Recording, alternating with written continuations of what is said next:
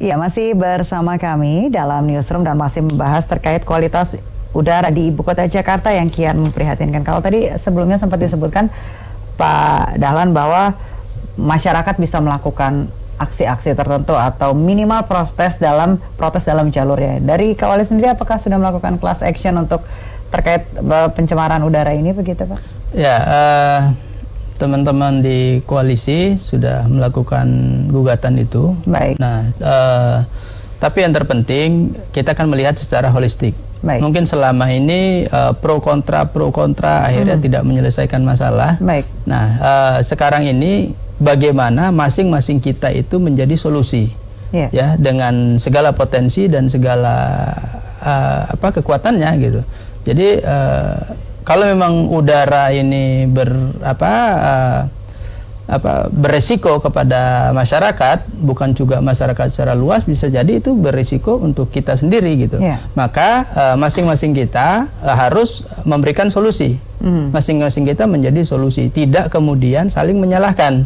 Yang berakibat masuk ke ranah-ranah politik, kemudian mengakibatkan pembangunan jadi tidak berjalan, kemudian komunikasi jadi tidak menjadi solusi.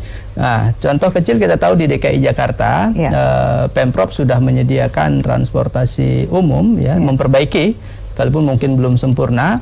Dengan adanya MRT, LRT, kemudian ada busway ditambah, kemudian ada lagi Jaklingko, ya kan, kemudian banyak hal yang sudah dilakukan pemerintah, yang tentu kalau kita bilang bagus ya bagus gitu.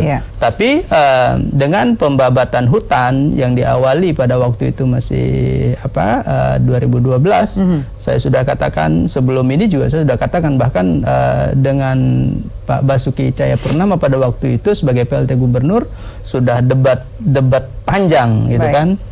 Akhirnya tetap dilakukan, kita menolak jalan layang 6 ruas jalan layang non-tol, tapi tetap dilakukan dengan penebangan pohon. Nah, kemudian dengan adanya pembangunan yang sangat masif di tengah-tengah kota ini juga sangat mempengaruhi.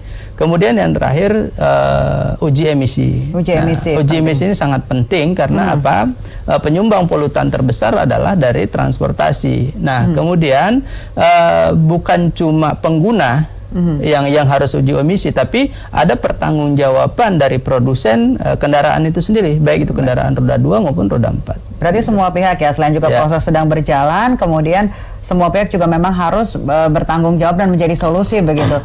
Pak Pantas, mungkin ada yang menambahkan terkait tentang himbauan kepada masyarakat ini khususnya buat udara Jakarta yang semakin memprihatinkan. Ya, saya pikir semuanya harus bekerja sama. Jadi tidak bisa hanya menuntut dan menyalahkan pemerintah, tetapi masyarakat juga harus terus berusaha memperbaiki. Dan jangan hanya melihat ini parsial. Jadi kalau sekarang pencemaran udara di kita tinggi, jangan juga hanya fokus kepada udara, karena banyak hal juga yang terkait dengan lingkungan hidup. Ada soal kebersihan, soal sampah, soal ruang terbuka hijau dan lain sebagainya. Jadi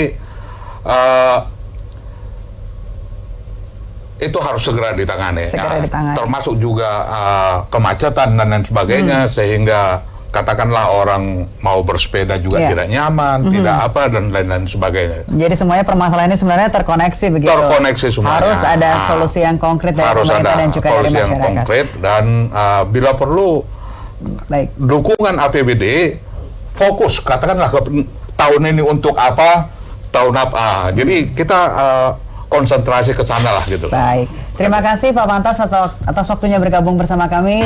Pak Dahlan juga terima kasih atas waktunya bergabung bersama kami. Dan pemirsa jangan kemana-mana, sejumlah informasi menariknya masih akan hadir untuk Anda. Tetaplah bersama kami.